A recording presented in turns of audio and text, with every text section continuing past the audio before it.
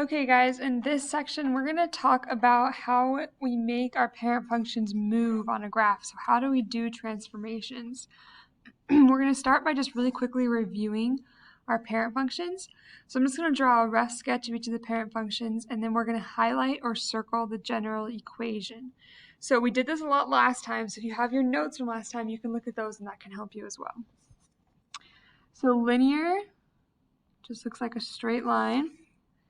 And then my general equation is that f of x equals x. My absolute value is this V-shaped graph, and my general equation is right here at the bottom. The quadratic is a U shape, and the equation is f of x equals x squared. The square root graph is kind of a funky one because it only happens, like there's an end point right here, it's kind of a half of a graph. And its general equation is f of x equals the square root of x.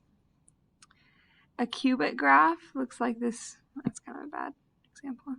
Looks like this S-ish shape.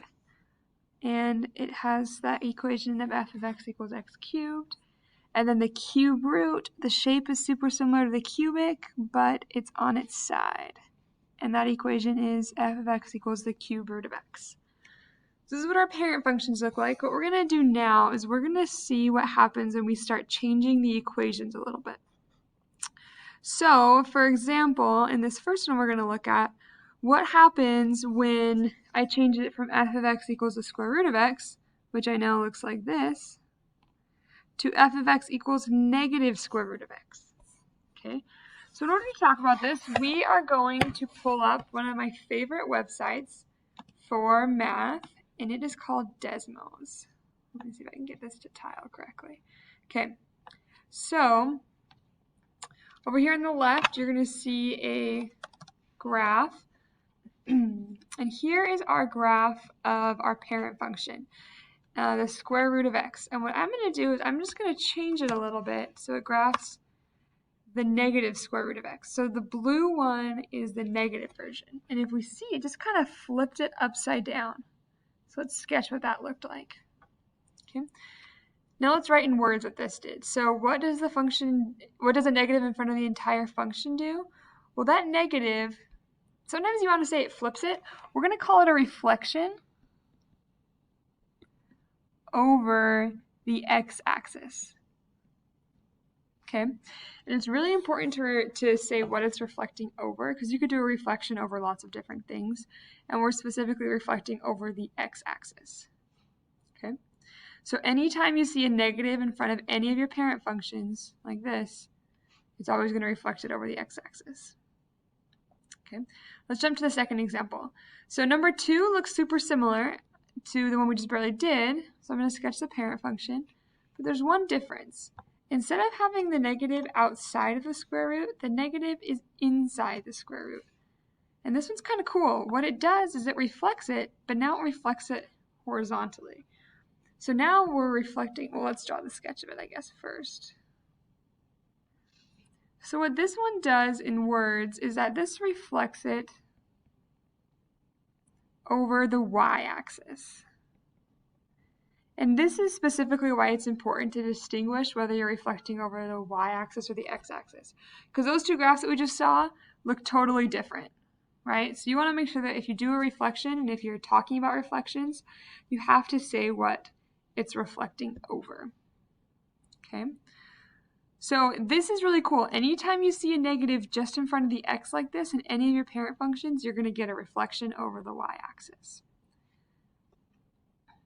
So let's look at the next examples. So I'm going to go ahead and type in these 3 examples that we have with the square root of x plus 3, and then we also have the square root of x minus 3.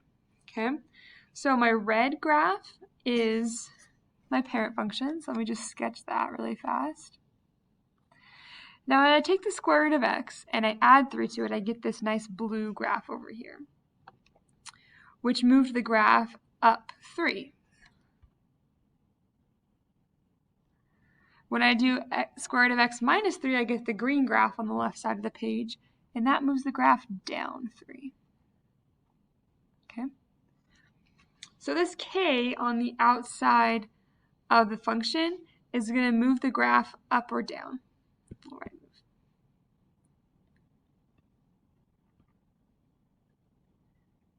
So if k is positive, you're moving up. If k is negative, you're moving down. Okay, and this is really important to notice that this k is outside of the square root. Okay, so when you add k just at the very end of any of your parent functions, you're going to get the graph moving up and down. So say you have like x squared and you want to move it up or down, you would do x squared plus k. Or you could take the absolute value of x and move it up k. All right, let's slide over to the other one, to the next one. So I'm going to go ahead and change these equations. So I have the square root of x, which I already know is going to be that kind of half U shape. Then I have the square root of x minus 5, and then the square root of x plus 5. And notice that this time, when I'm adding and subtracting, I'm adding and subtracting inside the square root. So I'm basically subtracting directly from the x. And let's talk about what that does. So when I subtracted 5, I got the blue graph. So I moved to the right 5.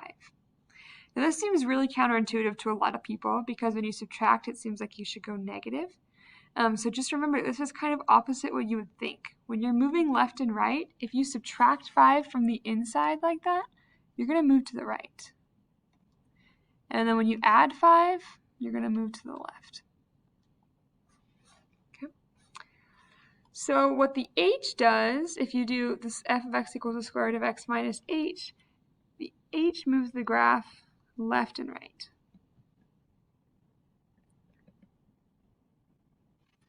So let's just write a couple other examples of what that might look like. Say I'm doing my parent function of x squared.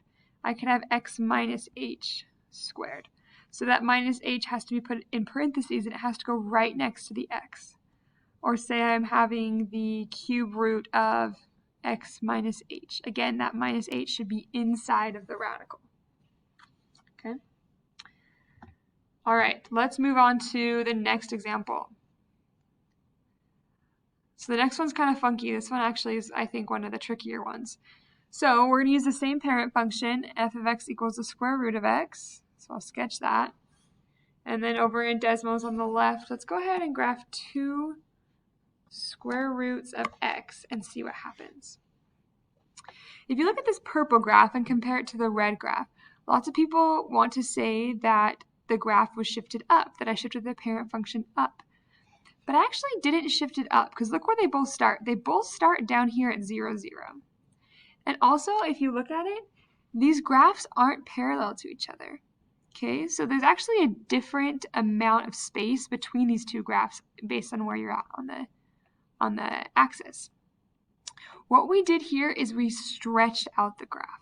So we think about it kind of as like holding that bottom point, holding that point 0, 0, and then taking the red graph and just pulling it up and stretching it out till it matches up with the purple graph.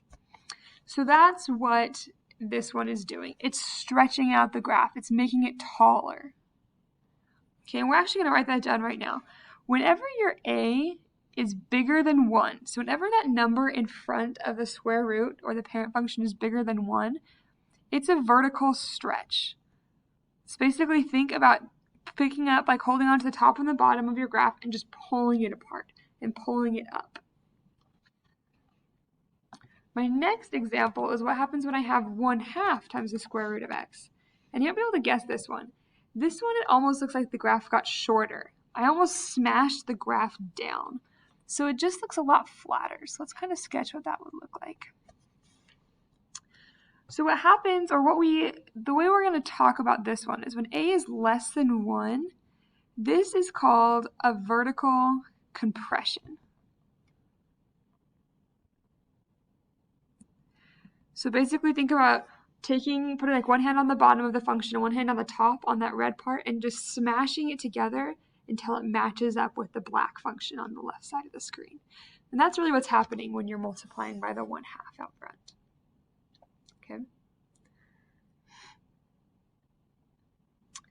So in number 6, I actually think we're going to skip number 6. Let me double check. Yeah, so we're actually going to skip number 6. Number 6 allows us to do a different kind of stretch and compress, but we're not going to worry about that for right now. So basically in number 6, what we would be doing is we would be stretching and compressing the graph horizontally. And that's what happens when you put a number right in front of the x inside the square root like that. We're just going to skip that for right now. Okay.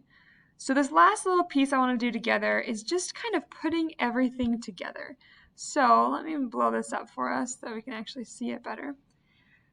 So this big equation right here, this f of x equals a square root of b of x minus h plus k, is kind of like a super general form of any equation. So we're going to talk about what happens with each of these numbers. So with this a out front, if a is negative,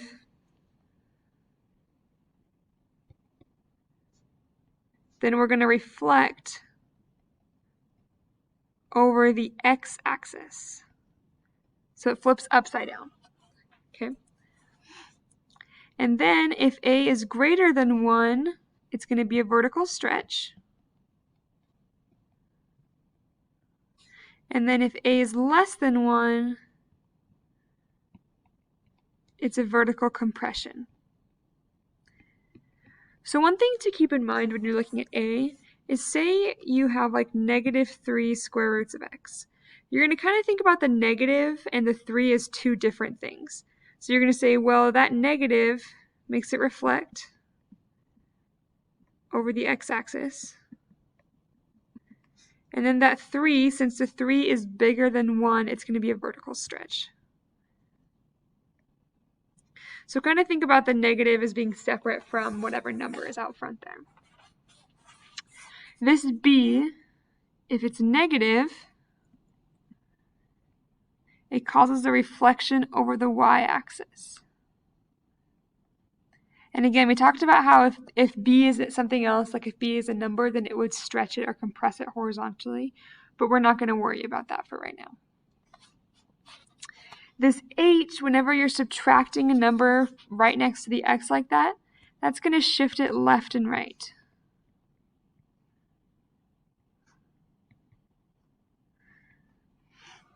And then this plus k at the end, so adding something to the end, is going to shift your graph up or down. Okay. So now what we're going to do is we're going to do a lot of practice where we look at just general equations, where I just give you any sort of equation, and you use what you know about each of these numbers and letters to tell me, is the graph moving up or down? Is it reflecting? Is there a vertical stretch? And then you're going to match up some graphs. So once you've identified the parent function, identified the transformations, you're going to match it up with the correct graph.